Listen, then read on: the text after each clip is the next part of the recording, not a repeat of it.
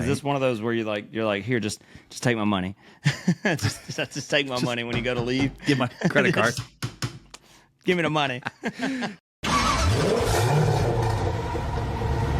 Hey everybody, welcome back to Two Car Guys. Welcome back to news with Two Car Guys. So one of our favorite topics. And this week we got news from Porsche.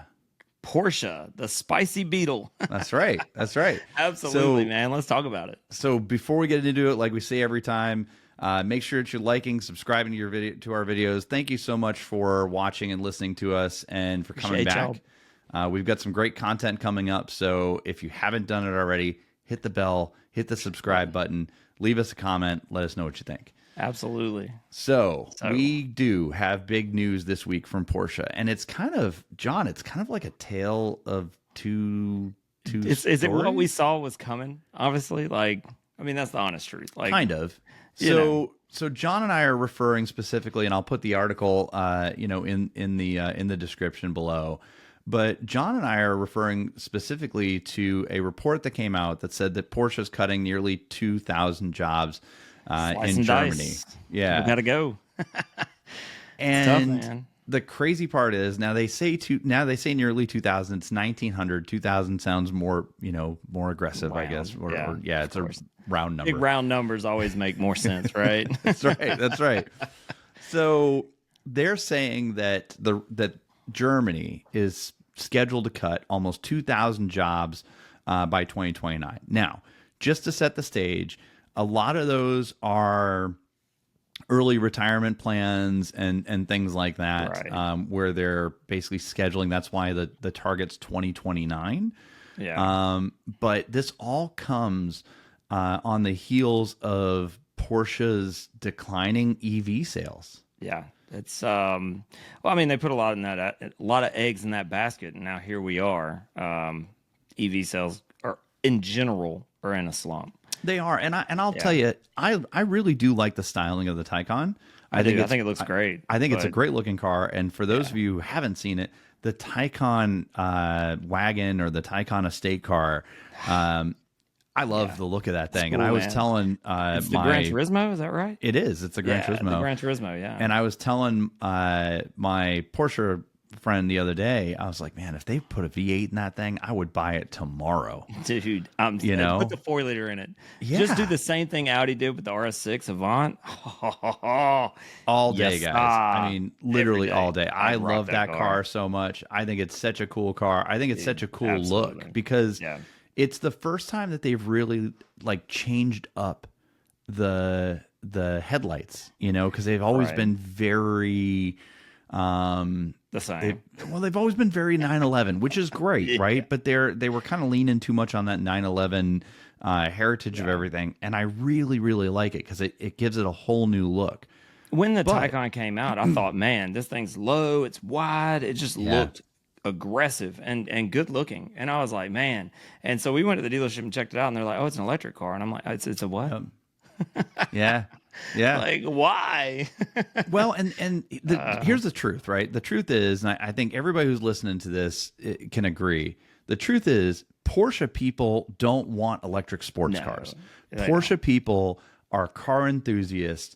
They love the driving experience. I mean, you can say whatever you want about Porsche, but the truth of the matter is they make a great driving car. Yeah. And the people who are buying those cars are buying them because they appreciate the heritage and they appreciate the way they drive. Yeah, absolutely. And it's like handing the keys to a minivan to the Porsche guy and saying, "Hey, man, have fun. It's going to be great.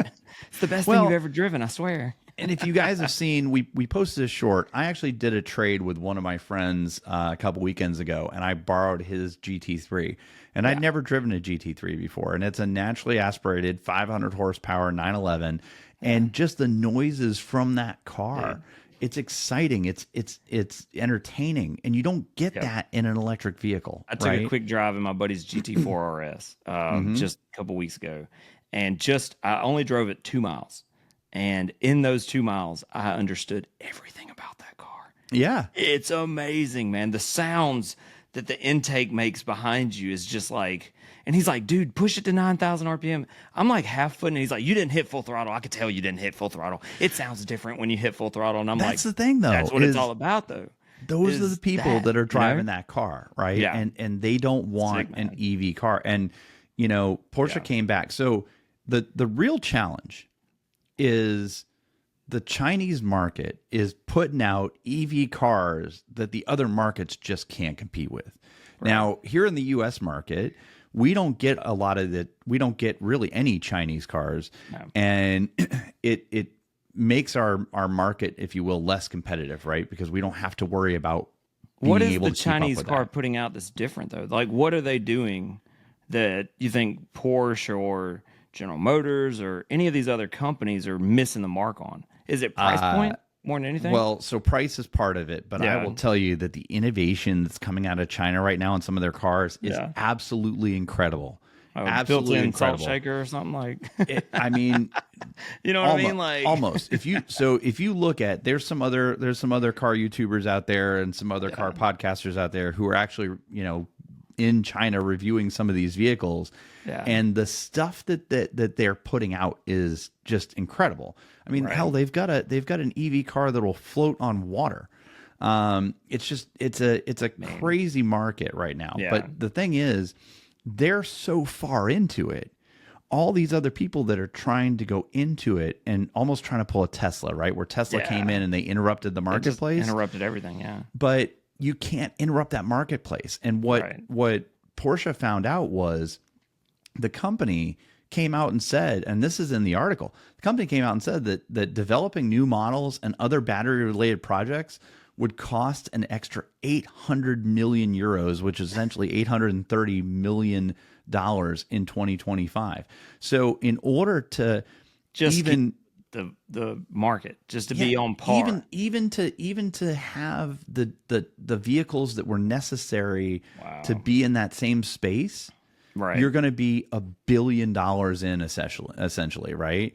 Because it's going to cost that much, plus plus putting them out in the market and everything. You're going to be another $1 billion, and so it's unreal, man. You know, they hired a lot of people, and put a lot of people in place, gearing up for these EV vehicles, and now they're finding out that they just can't. They just can't make it work, and they announced that they were expecting profit margins around 10 to 12% this year, which is significantly lower than the 20% target that they had originally put out there. Well, let's not forget that they actually canceled production of their best-selling car, the Cayman, and the Boxer, just to come out with an electric variant of it. And I think right now they're trying to stuff an engine in that. Oh, 100%. They 100% are. Now, I will also tell you, Porsche is looking at developing a hydrogen-infused gasoline that it would be. I did see that. That would be. I mean, just game-changing for everybody, because you're talking about getting more performance out of gasoline and getting better range and getting better everything out of it. Right. But do you think it's going to end up like e-fuel, right? Like everybody thought that was the way of the future, and then you saw that big push for it, and then everybody kind of realized the production side of it was way different than what it was expected, and things started falling back, and now here we are. You see E as a fun alternative. Right? Well, yeah, like, E85. People are just running their cars on E85 and getting all the horsepower out of them, right? So exactly. So it's like, I mean, who knows? But they're Porsche's blaming challenging geopolitical and economic conditions. Right, of course. Truth of the matter is, it has nothing to do with that. Yeah. The basis of it is that you're taking a fan base. We'll call them a fan base, because I think as car people, we're all enthusiasts and fans. Absolutely. You're taking a fan base that appreciates internal combustion, appreciates the sounds and the visceral experience of driving these cars, and you're saying that the future of that car is going to be electric. And the truth of the matter is, we don't see in the marketplace. Look at some of the other YouTubers that are out there. Look at some of the other people that are out there. We don't see in the marketplace a desire for electrified sports cars. We just don't. I don't. Yeah. I mean, there are other companies that are building EV cars right now, and they're not pumping out electric sports cars. Right. Well, the other part too is, you look at it and it's like, 3 years ago, had you asked, hey, what's the next future car? Everybody said electric. Electric's taking over. It's going to be the car. Yeah. And then here we are, and that's not the case. And it's like, there's some truth to that. So it's like, what are we going to do? And now I think they're all backpedaling. I think all manufacturers in a whole are backpedaling. They are. I mean, everybody put the to brakes on EV as a whole. Yeah. We've seen people like Aston Martin come out and say, we're going to keep building, ICE engines until they make it illegal. Yeah. I also think that, I don't really, we don't get into politics on the show, but Right. I know that there's some things that are happening recently where there's a lot of people that are moving away from, companies like Tesla because of, how they feel about political stances, right? Right. So that's got a lot to do with it. But if you look at Porsche's deliveries dropped 3% last year, and a lot of it was driven by the decline in China. And I'll tell you right now, China was one of their biggest profitable markets in recent years, and they looked at that market and said, how do we become competitive in this marketplace? Oh, we need an electric car. And that's not it didn't didn't pan out, basically, right? And the truth of the matter is, Porsche's parent company is Volkswagen. And if they really want to get EV and that sort of stuff, they've got other brands that can do that, and ultimately Volkswagen's going to be, Porsche's going to be fine. But Porsche in general has a really interesting story because they really almost bankrupt themselves trying to go racing. Which was kind of interesting. And they have been on the verge of some interesting financial decisions where they've said, do we want to continue to be a small boutique car brand, or do we want to be known for being the superpower, if you will, of sports cars?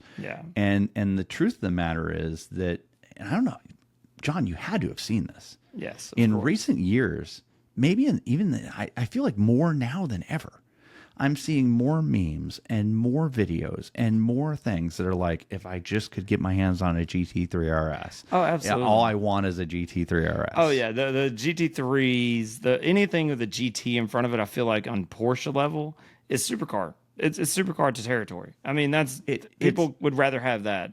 It's crazy because it almost seems like it's artificially generated sort of thing, right? It's like, how do we hype it up? It's like, but everything's getting hammered with that. But then you see the videos. Anybody who's driven one knows that it's a fantastic car. They get it, yeah. But see, here's the thing, we're almost halfway through this video, right? Right. And here's the thing we haven't talked about yet is the market that's going on in Germany, where they're talking about laying off all these people. We're laying off 1,900 employees in the next 4 years.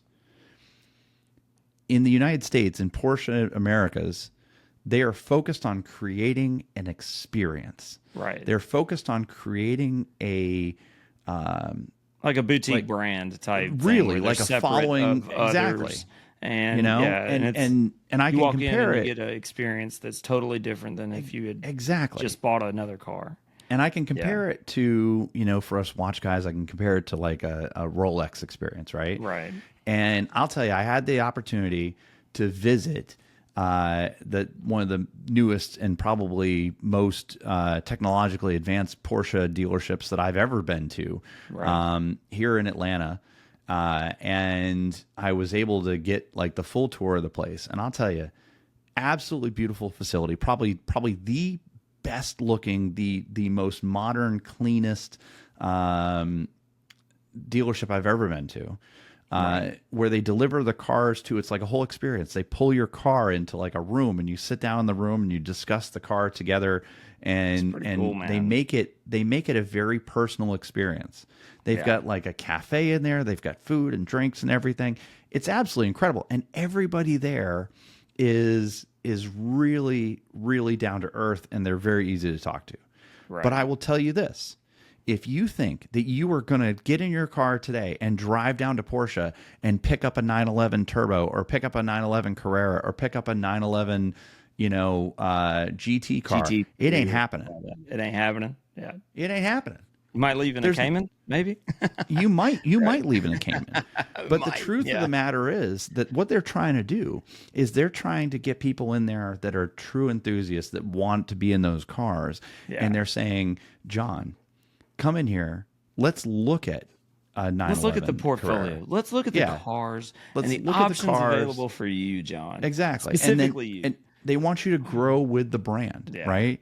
And they want to basically create almost really like a loyalty to where you're kind of building your way to these GT cars, right? Is this one of those where you're like, here, just take my money, just take my money when you go to leave. Give my credit card.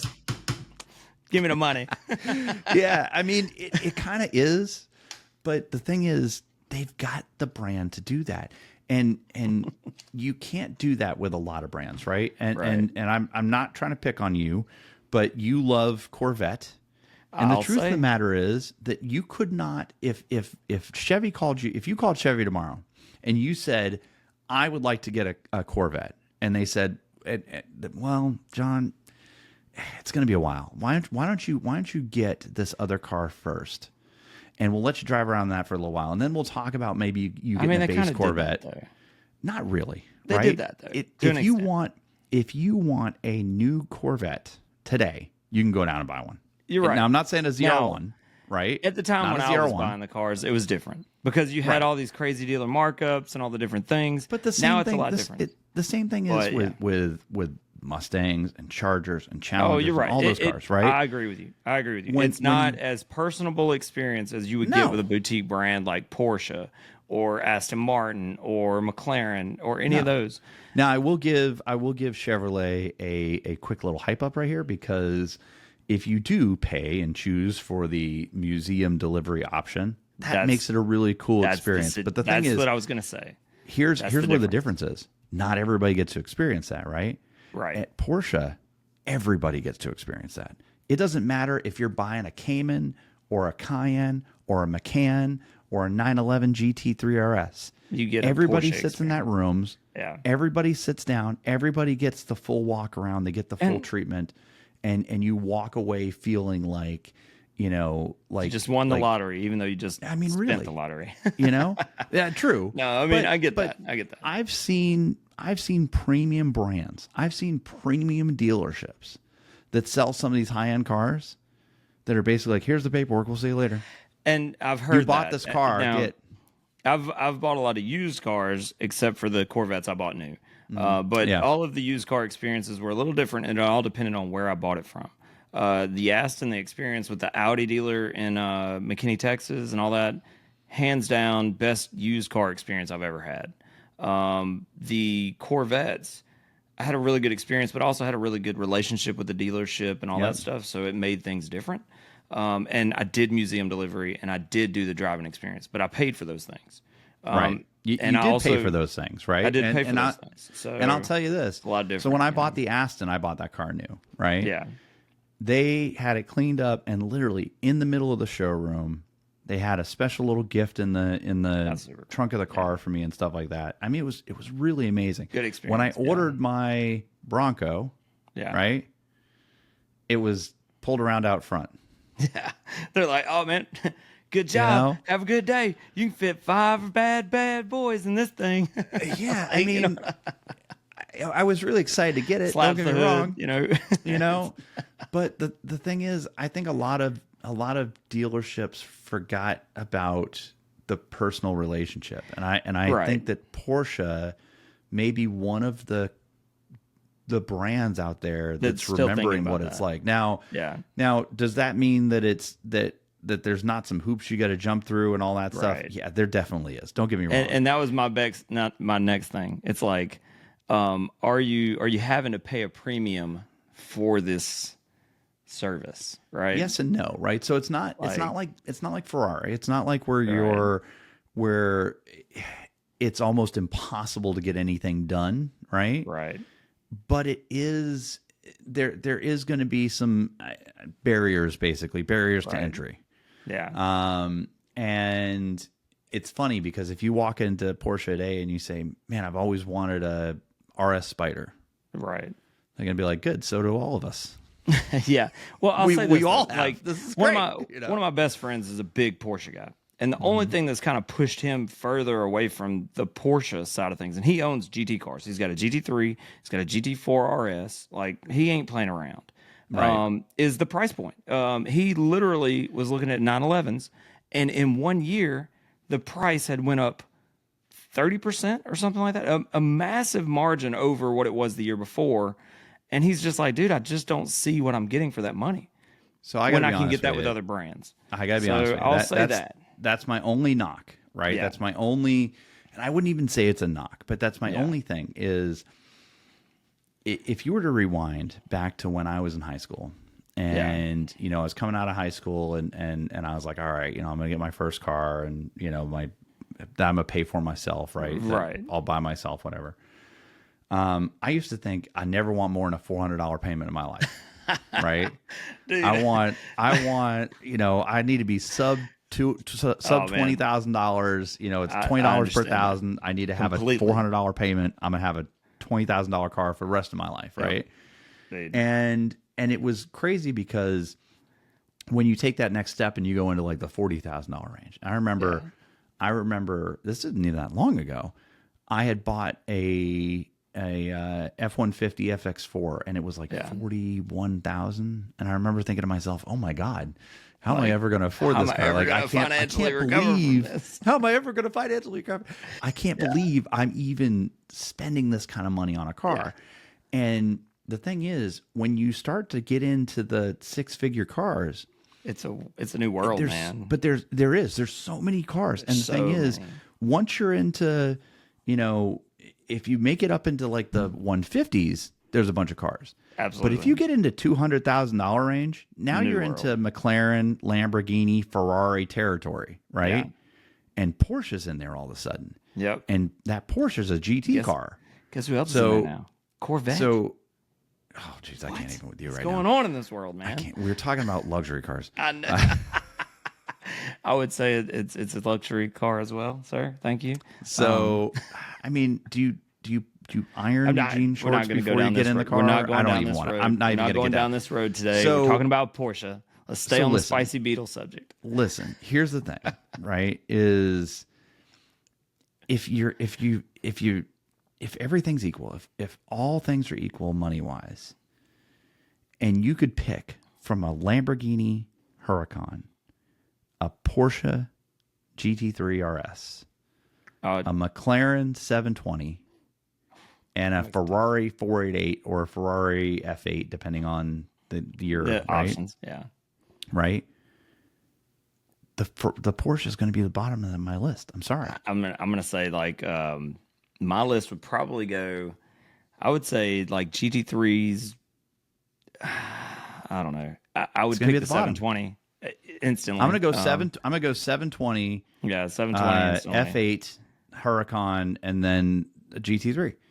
And I would pick the GT3 over the Huracan, but the reason why if it's an Evo, but the reason maybe. why I'm having that struggle is not because the GT3 car is not a great car. It's an awesome car. An amazing car. Amazing driver car. But the truth of the matter is, how many Ferrari F8s do you see? Yeah. How many 720s do you see?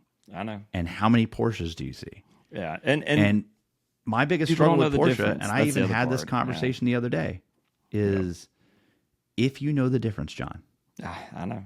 If you're a car know guy, the difference, it matters. You're going to know that that's the Porsche, right? You're like, oh, dude, that's the Porsche. a freaking GT3 car, man. Yeah. Yes. But if you don't know, like, oh, another Porsche went down the road. That's cool. F8. There it goes. Shiznit. You know what I mean? Like, yeah, there it goes. You know, like I get it, man. I get it. And that's always been my struggle too.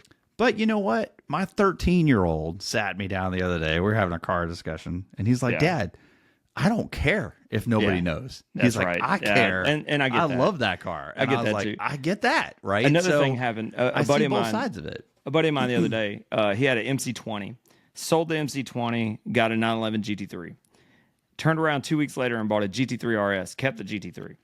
And I'm sitting there talking to him. I was like, hey, man, do you miss the MC20? You miss anything about it? He's like, look, man. He said, money was going out of my garage when that car was parked in it. He's like, I was just watching it depreciate faster than anything I've ever owned. Oh my God. And he's like, and he's got the money, so it's not a big deal. But he's like, I Yeah, just felt but like dude, he said, I got so tired of watching that happen that I just turned around and I bought a GT3 because I thought that's a better investment and it'll it hold better is. value. And he's not wrong. And then he's like, No. and then I saw how good the GT3 RSs are doing. He's like, so I put that in the garage just to make up the difference on what I was losing on my MC20. So I get it. I Okay, get it. so Financially, for it any of makes more you sense. who've made it this far into the video, Thank you. one of our future yes. videos are going to be about Maserati and the struggles there because spoiler alert, Ferrari just outsold Maserati. I'm gonna say that one more time. Ferrari just outsold Maserati, right? Which It tells you right now that there are cars out there that are good investments, and Porsche is one of them. But I will Even though we can go out right now and see 20 Porsches, right? Even though we can see 20 of them, the truth of the matter is the GT cars and all those cars, they're great investments.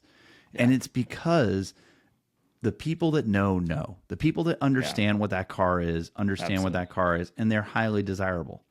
And for good dang reason. Now, I will say, so I didn't have that car for a long time. I had that GT3 from Friday to Sunday. Right. I drove it, first thing I did is washed it because I'm that friend. So if you leave your car at my house, it's going to get washed. Can't wait to drop a car off with you, man. All his tires were low. I filled up all the tires with air. So I got all the tires got air. All the car got washed and detailed. So I'm that friend, right? But then I drove the car for a little bit, and I didn't really, get on it and abuse it because it's not my car, right? But I did really enjoy the car. The only thing I didn't like about that car was the carbon bucket seats, and it was just because it was hard to get in and out of. But I completely understand why you would spec it that way. Because I love cool. the carbon buckets. Yeah, dude, they look cool. So good. Well, it's the best posture I've ever had in my life, so I guess that was good. Yes. But the thing is, I drove that car for basically 2 solid days. I had a great time in it. I really enjoyed driving it. Yeah. I really enjoyed, the whole Porsche experience. Right. Truth is, when my McLaren came back and I got out of the Porsche and into the McLaren, whole new world, man. I didn't even think about the Porsche anymore. Yeah, I get that. And it's because when you look at my current collection, if I'm looking at a fast, that car's 500 horsepower, right? So if I'm looking at a fast 500 horsepower car and I want it to be comfortable and something I can drive all the time, I've got the Aston. Yeah. If I'm looking at something that I just want to blow my hair back and make my hair on my arms stand up straight, it's the McLaren all day. But that car's going to rattle and make noise and it's going to sound like it's falling apart, but it's going to go 200 miles an hour. Right. And so for me, that wasn't the right car, right? Yeah. But the RS Spider's the right car, or the GT3 RS is the right car, or the GT4 RS is the right car for me. I'll say this though: you named 2 cars to do what that one Porsche does, and on that note, kind of, I think that's what everybody's talking about. No, so yes, it is. You know what I mean? Right? But I was talking about more about right. The GT3 is more like my Vantage, right, and the RS is more like my McLaren. Right. But in a sense, I would say that both of those cars are all 3 of those cars are in different worlds. 100%. You know what I mean? They're just different worlds. 100%. But but you cannot deny that Porsche is a car that is it's like for my comic book fans, it's like Two-Face. Yeah. Because it can be mild-mannered and cool, and you can take it to the grocery store, and you can take it to the shops, and you can do whatever you want with it. And then you can take that sucker to the track. Yeah. And you can bang out lap times like you've never done before because it's got rear wheel steer, and it sticks to the ground like a panicky child on a fair ride. It's unbelievable. Yeah. No, I'm with you, man. And that's the thing. I understand the point of a Porsche. I understand why people like it. But we love cars like these, right? this is what we're looking for. You know what I mean? Like that's we our do. personal opinion. We do, but I honestly think that I need a You need Porsche a Porsche in your life. Yeah. Me too, man. I think Mine's I need in the one in form my of life. GT4 RS. Like that's what I need. You know, I'll start there. Here's the thing: a GT4 RS is an amazing car, and I really like it. I almost like the RS Spider better because I want a convertible. Yeah, but I don't. We had this conversation. Yes. My struggle with the GT4 with the Spider RS is I'd take the roof off and I'd never put it on. I'd only drive that car when it's it was just like in the perfectly garage, nice outside. Top down. Is there a top? I think so. Maybe. If I get caught in the rain, I get caught in the rain. But I'm not. Go faster. I'm not. No, I'm not gonna put top on that car. But I thought the same thing about the Viper. Like I'd never put the top up, but I drive with the top up more in that car than I ever do with the top down. That's because you're afraid of your hairpiece falling off. But what hairpiece? I don't know. I think the GT4 RS may be one of the most complete cars out there today. Yes. Because it's so well balanced. It's so well sorted. Right. It actually has the engine in the right place. Yeah. I know everybody's gonna hate me for saying that. It's not hanging out the back like it shouldn't be. It's not. But Right. it's a great car. With that being said, though, here's the funny part. Yeah. With that being said, my son can't stand that car. Why? And it's because he's a 911 purist, man. He loves 911. And I'll tell you this, my buddy. And for the longest time, he thought a GT4 RS was masquerading as a 911. He thought that's why it was the GT. And well, it's got the 4-liter, same 4-liter as the GT3 car. But I told him, I said, no, it's not. It's not totally masquerading as a 911. It's basically the Cayman platform with a 911 engine in it. Yeah. And now he's a little bit more okay with it, but he still thinks the 911 looks better. I get it. And it does. Don't get me wrong. But, like my buddy who has the GT3 and the GT4 RS, he's like, I love the way the GT3 is. He's like, but the GT4 is like a great street car. He's like, the GT3 RS, he's like, the GT3 tracks better, and he tracks his cars. Like, that's all he cares to do. He loves to track his cars. And he's like, the GT4 RS is like, it does well on the track, but it's not like the GT3. And he's like, what the GT4 RS is missing is performance. He's like, just flat out, like being able to rev all the way out and make over 500 horsepower. He's like, you just feel it in the straights. You do. But the car is great in the corners, is what he was saying. And he's like, it's perfect street car. Yeah. So, I don't know, man. But the sad truth is, neither one of us own a Porsche sports car at the moment. You see how I added that caveat? I don't. My wife owns a sports Porsche. Car. No, sports car. Yes, Your wife owns a Porsche SUV. Yeah, she owns a Porsche. Which, let me ask you a question, John. Is that the first Porsche you thought you'd own? No. And on that bombshell, I think we shut it down right here. I think we shut it down. I don't own a Porsche. My wife owns the Porsche. That's right. Shut it down. So again, for all of you who've made it this far in the video, thank you so much for paying attention. Thank you for letting us rant about Porsche for 30 minutes. Make a drinking game out of how many times we said Porsche. Yes, I think we can all agree that it's a really amazing to see what they've done over the past few years anyway, and just the uptick in the passion that's gone behind the brand. And I'm really excited to see what they do next. So so we'll see. So I think that this is the right move for Porsche, is focusing away from the EV and back to where their fan base is, where the passion is. Yeah. So, if you guys agree with us, make sure you guys leave some notes in the comments below. Make sure you guys are liking and subscribing to the video. Like I said, we've got another video coming up here where we're going to tackle Maserati and the news that's going on there. We also have another video coming up here soon about just the car market in general. We're starting to see some pretty scary things that are happening in the car market. So stay tuned for that. And if you have suggestions on stuff that you'd love for us to dive into, I'd love to do some research, and we'd love to talk about it. So let us know. But on that note, I think we're good, John. Peace. We're out. See you guys. See you guys. Thanks.